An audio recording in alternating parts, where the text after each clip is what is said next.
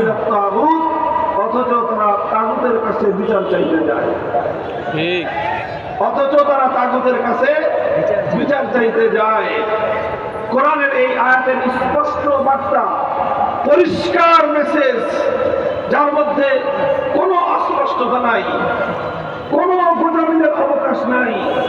সেটা হলো যদি একজন মানুষ তাগুতের কাছে বিচার চাওয়ার ইচ্ছা করে, সে আর কিছু হতে পারে, ইমানদার হতে পারে।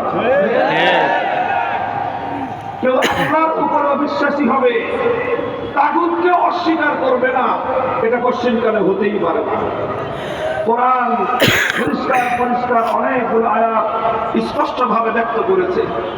আল্লাহ বলেছেন সূরাতুল বাকারার মধ্যে, ফাতাবায়ানার রুশদু মিনাল গায় ফামান ইয়াকফুর বিত-তাগুতি ওয়া ইউমিন বিল্লাহ